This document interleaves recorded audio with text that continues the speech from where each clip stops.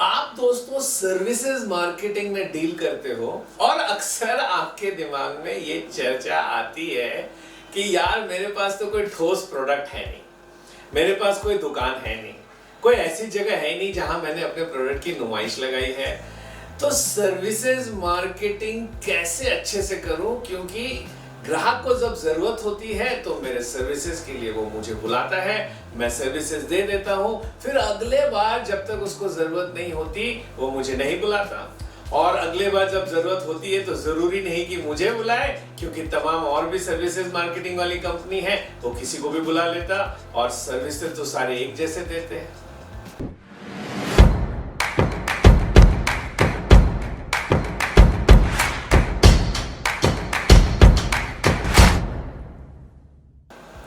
नमस्कार दोस्तों, मेरा नाम संजय सिंह है। अगर आप भी सर्विसेज मार्केटिंग में हैं और अगर आपको भी ये चिंता सताती है कि सर्विसेज मार्केटिंग में जहां कोई डेफिनेट फाइनाइट प्रोडक्ट नहीं है, कैसे अपने सेल्स को बढ़ाया जाए, तो इस वीडियो को अंत तक जरूर देखिएगा।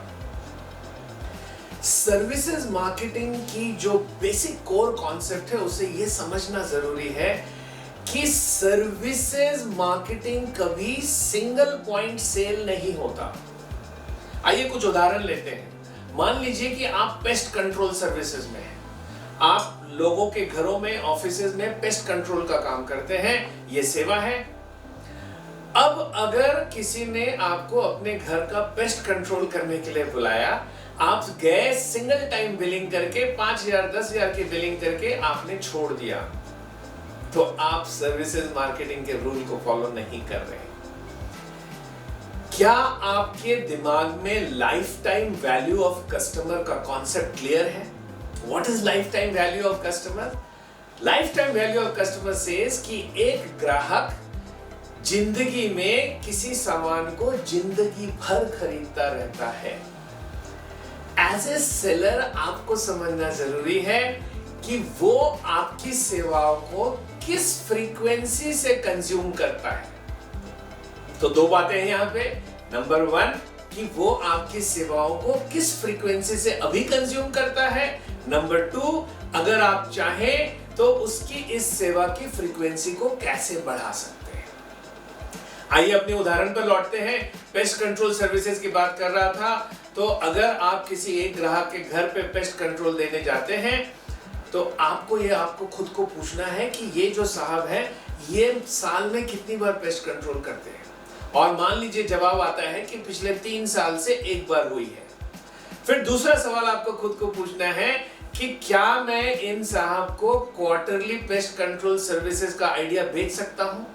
क्या मैं इनको एनुअल मेंटेनेंस कॉन्ट्रैक्ट की आइडिया बेच सकता हूं? क्या मैं उन्हें समझा सकता हूं कि सर 3 साल के बाद आपने किया, नो प्रॉब्लम, हमारी कंपनी हर 3 महीने में आपके घर में आएगी और अच्छे से पेस्ट कंट्रोल करके जाएगी। ये जो एक बार आपने इतने सालों के बाद किया, जिसके कारण कि आपको 10,000 रुपए खर्च हो गए, अगर यही काम हर 3 महीने करेंगे तो शायद आपको 1,500 रुपए खर्च होगा, यानी कि साल का 6,000 खर्च होगा।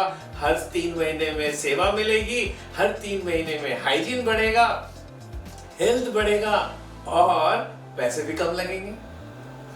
अब आप बोलोगे कि संजय सिंह, जब एक बार काम करके 10,000 रुपए मिल जा रहा है तो 4 बार काम करके 6,000 रुपए क्यों लूं? दोस्तों, frequency of service consumption is more important than the quantum of service consumption और the billing of service consumption at one point of time. क्योंकि जो दिखता है वो बिकता है, जो ज्यादा दिखता है वो ज्यादा बिकता है, और जब किसी को आपकी सेवा की आदत लग जाए, नहीं चाहते हुए भी आपका माल बिकता है। और ये समझना जरूरी है, सर्विसेज मार्केटिंग में अच्छी सर्विस देना तो हमारा कर्तव्य है, लेकिन लोगों को हमारे सर्विस की आदत लगा देना, ये हमारी स्ट्रैटेजी होनी चाहिए। How do we ensure that people fall in love with the idea of pest control in our example? अब सोच के देखिए कि अगर आप अपने किसी ग्राहक को बोलेंगे कि सर आपके घर की हाइजीन बढ़ेगी, आपके घर की सैनिटाइजेशन अच्छी हो जाएगी, आपके बच्चे, बीवी, घर वाले अच्छे हेल्दी रहेंगे, और क्या जाता है सर, 1,500, 2,000, 3,000 रुपया पर क्वार्टर लगेगा। घर में 5 सदस्य है, आप यूं समझिए कि हर सदस्य के पीछे आप 500 रुपया इन्वेस्ट कर रहे हैं। तो देखिए दोस्तों, दूसरी पॉइंट बता रहा हूं, सर्विसेज मार्केटिंग चलती है इन्वेस्टमेंट पे, ना कि एक्सपेंस पे। जब व्यक्ति आपकी सर्विसेज इसलिए लेता है कि उसके पैसे खर्च हो रहे हैं, तो वो आपकी सेवा कम लेगा। जब वो आपकी सेवा लेने में अपना इन्वेस्टमेंट समझता है, तो वो खुद चाहेगा कि वो निरंतर ले। मैं ऐसी बहुत सारी उदाहरण दे सकता हूं, pest control services, water tank cleaning services, furnishing cleaning services, आजकल शू क्लीनिंग सर्विसेज, गाड़ी क्लीनिंग सर्विसेज, पता नहीं तमाम बहुत सारी सर्विसेज आ गई। आपने लोगों को आदत लगा दी, लोगों के लाइफ टाइम वैल्यू को समझ लिया और लाइफ टाइम वैल्यू को मोनेटाइज करते गए। धीरे धीरे आपको समझ में आ जाएगा दोस्तों कि जब 3 साल में एक बार किसी का पेस्ट कंट्रोल हुआ, तो वहां केमिकल्स भी ज्यादा लगती हैं और वो व्यक्ति जो उस पेस्ट कंट्रोल को करेगा उसकी समझदारी भी ज्यादा लगती है। लेकिन उसी घर में जब हर 3 महीने में पेस्ट कंट्रोल होगा, तो एक जूनियर व्यक्ति जो कि बहुत पढ़ा लिखा नहीं है पेस्ट कंट्रोल के बारे, वो भी ये सेवा को दे सकता है। So in services marketing, increase the base of the pyramid because opportunity lies at the base of the pyramid.